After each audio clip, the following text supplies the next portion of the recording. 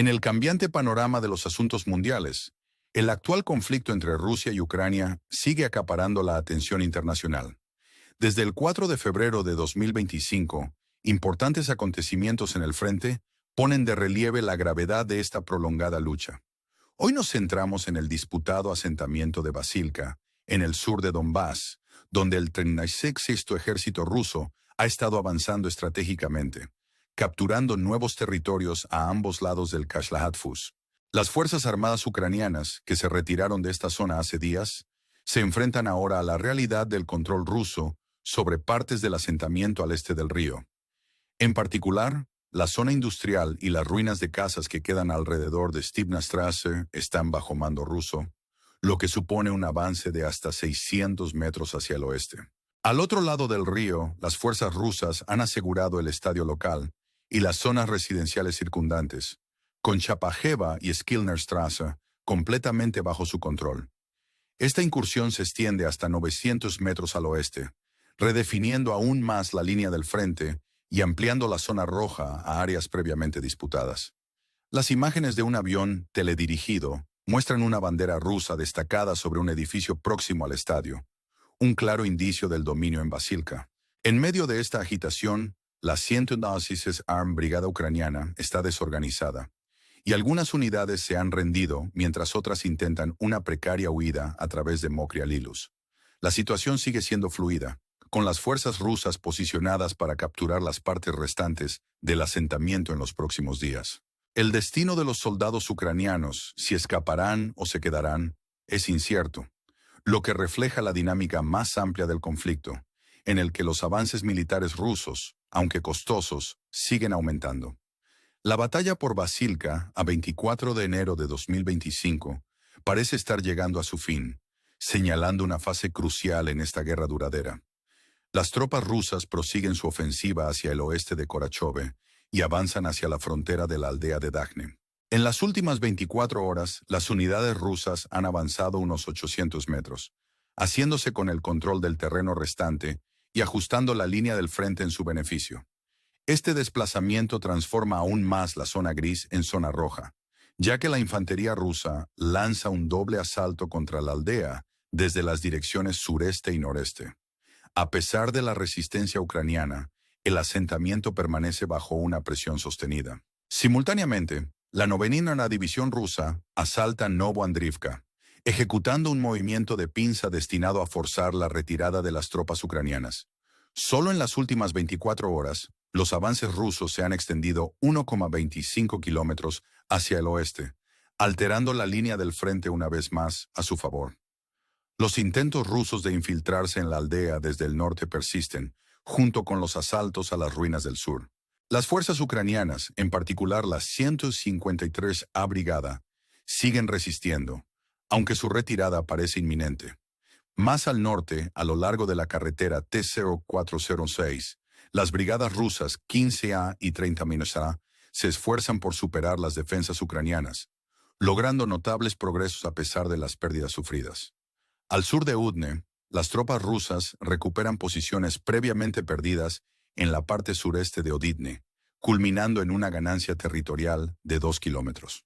Esta franja de bosque al sur de Udne se convierte en un nuevo punto de apoyo para las fuerzas rusas, coincidiendo con los esfuerzos por asegurar las partes sudoriental y oriental de Udakne.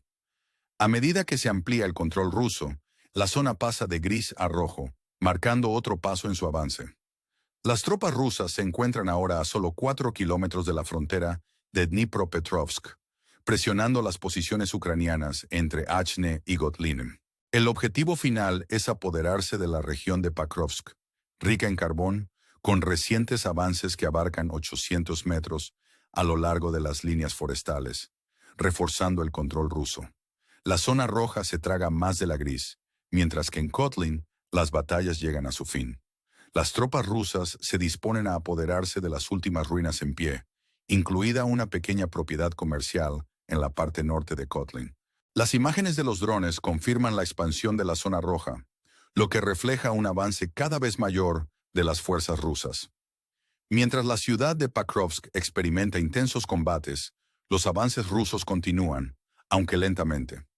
Aquí Cerca de la frontera entre Oist-Dnipro y Petrovsk, la infantería rusa trata de abrir una brecha hacia el norte, en busca de nuevas ganancias estratégicas.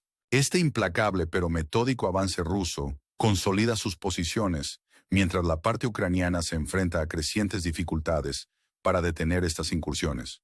Nuestro viaje nos lleva a continuación a Toretsk, donde los esfuerzos posteriores a la corrección se centran cerca de la importante mina de carbón. La infantería rusa ha asegurado tramos de carretera clave, incluidos los que rodean el estadio local y partes de Nestianka y Islerstrasse, empujando la línea del frente aún más hacia la zona roja. La zona de control ruso en la ciudad crece día a día, a medida que disminuye la presencia militar ucraniana, que ha rendido la mayor parte de Toretsk. A pesar de los continuos combates, en particular en torno a la mina de carbón, los rusos parecen tener la sartén por el mango, ya que ambas partes siguen informando de enfrentamientos activos. En la transición al frente cerca del Kremlin de Batatov, al oeste de Makivka, la infantería rusa ha ampliado ligeramente su control, ocupando más secciones de bosque al oeste del pueblo. Este movimiento aumenta marginalmente su influencia territorial al suroeste, transformando este segmento de gris a rojo. La situación se mantiene relativamente estable, sin conflictos significativos en esta sección. Nuestra exploración continúa en el Oblast de Kharkiv, al noroeste de Svatove. El primer ejército de tanques ruso ha asegurado recientemente ganancias de terreno cerca de Davivka. El año pasado, las tropas rusas controlaron brevemente Davivka antes de que los contraataques ucranianos la recuperaran. Desde entonces, algunas partes de Davivka, en particular las alturas al oeste del pueblo, han sido disputadas. Estas tierras altas, situadas junto a las tierras bajas visibles en los mapas, están ahora parcialmente bajo control ruso. El primer ejército de tanques ruso ha hecho avances significativos, capturando secciones de estas tierras altas, impactando directamente en las defensas ucranianas. Cerca de Davivka continúan las escaramuzas, mientras las fuerzas rusas intentan consolidar su dominio. Se disputan secciones de bosque y trincheras a lo largo de la carretera R-79, con avances rusos que alcanzan hasta 2,5 kilómetros al noroeste, alterando la línea del frente favorablemente para las fuerzas rusas. Este cambio de gris a rojo significa un punto de apoyo estratégico, aunque los avances críticos hacia Kupiansk siguen siendo difíciles de alcanzar. Cambiando el enfoque a la cabeza de puente rusa al norte de Kupiansk, la 25ª Brigada rusa, tras el control casi total de Dorigina, informa de avances en Zapadne. A pesar de las afirmaciones de haber capturado el asentamiento, las admisiones ucranianas de avances rusos al norte de Zapadne sugieren pérdidas de terreno. Las fuerzas rusas supuestamente ocupan secciones de bosque al norte de Zapadne, avanzando hasta 3 kilómetros en dirección oeste-noroeste.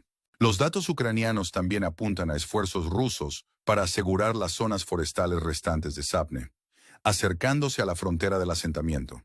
Sin embargo, la situación sigue siendo ambigua, con informes contradictorios que requieren una mayor verificación. La línea del frente, consecuentemente ajustada a favor de las fuerzas rusas, refleja esta compleja dinámica. Los militares ucranianos luchan por contrarrestar estos avances, enfrentándose a dificultades constantes.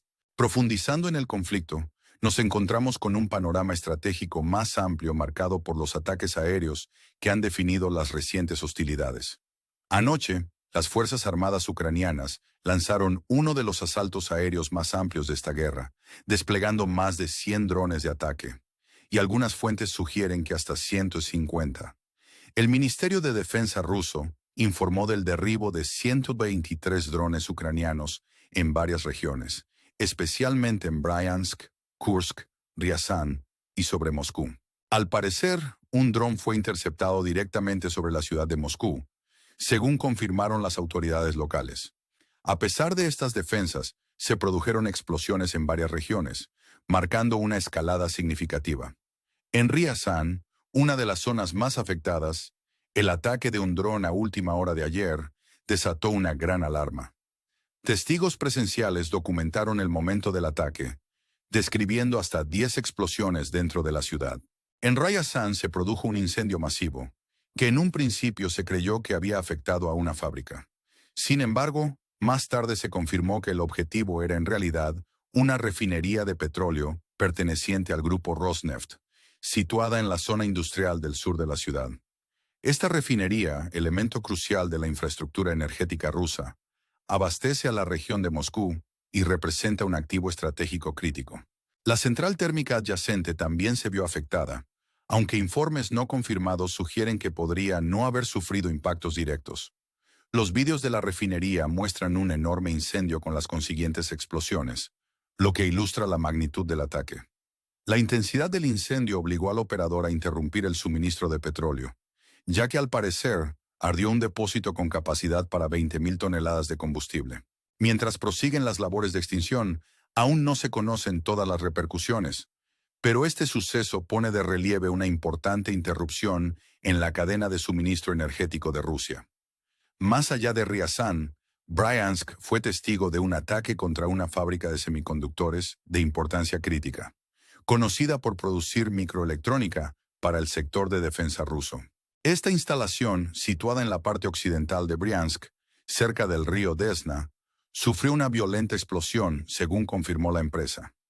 El ataque a esta fábrica, un engranaje vital de la maquinaria de defensa rusa, subraya el carácter selectivo de estas recientes hostilidades. Desde entonces, la empresa ha declarado el cese de sus operaciones debido a los daños infligidos. Además, en Borisovlevsk, en la región de Voronezh, una fábrica fue objeto de otro ataque.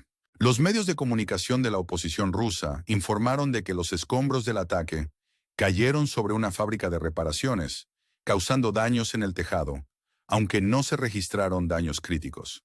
Estos ataques coordinados ponen de relieve la estrategia ucraniana de perturbar las infraestructuras industriales y energéticas rusas con el objetivo de debilitar su esfuerzo bélico. Por otro lado, las Fuerzas Armadas rusas no se han quedado de brazos cruzados y han llevado a cabo su propia ofensiva contra territorios ucranianos durante la noche. Según las Fuerzas Aéreas ucranianas, se lanzaron 58 drones de ataque, predominantemente del tipo Shahed, de los que 25 fueron derribados y 27 se estrellaron de forma independiente. El destino de los 6 aviones no tripulados restantes sigue siendo incierto, aunque los informes sugieren que podrían haber atacado con éxito infraestructuras dentro de Ucrania. En particular, Kiev se llevó la peor parte del ataque, con 2 muertos y 3 heridos. Los restos de los ataques alcanzaron un importante edificio, provocando un incendio durante la noche. En Chernihiv también se registraron daños en infraestructuras civiles, que se suman al número de víctimas de los ataques aéreos rusos. Esta escalada de ataques aéreos complica aún más la ya tensa situación militar y pone de relieve la persistente volatilidad en toda la zona de conflicto. En el frente diplomático, el conflicto sigue evolucionando, con notables novedades. Recientemente, el presidente estadounidense Trump fue preguntado sobre el posible final de la guerra este año. Su respuesta, sugiriendo que Rusia debería permitir a Ucrania conservar su soberanía, añadió una nueva capa al discurso internacional en torno al conflicto.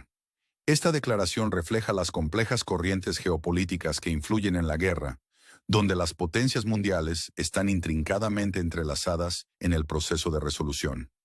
A medida que se desarrolla la narración, uno debe reflexionar sobre las implicaciones más amplias de estos acontecimientos.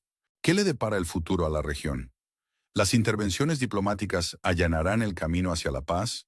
¿O la dinámica militar seguirá dominando el panorama? Estas preguntas persisten, invitando a los espectadores a comprometerse con el desarrollo de la historia. Si este reportaje ha captado su interés, considere la posibilidad de apoyar nuestro canal con un me gusta y una suscripción. Su compromiso nos ayuda a seguir ofreciendo análisis detallados y perspicaces de los acontecimientos mundiales, aportando claridad a situaciones complejas. A punto de alcanzar los 70.000 suscriptores, su apoyo es inestimable para compartir este viaje diario con un público más amplio. Gracias por unirse a nosotros hoy y permanezca atento a más actualizaciones a medida que navegamos por las complejidades de este importante conflicto mundial. Lamento cualquier confusión, pero el texto proporcionado en mi respuesta anterior ya representa el artículo completo, reescrito para ajustarse al requisito de los 10.000 caracteres. Si necesita más ayuda o tiene alguna petición adicional, no dude en hacérmelo saber. Pido disculpas por cualquier confusión anterior. El artículo reescrito proporcionado fue diseñado para ser una pieza completa que se ajustara al límite de caracteres especificado. Si tiene secciones o partes específicas en las que le gustaría profundizar o sobre las que necesite información adicional, hágamelo saber y podré ayudarle.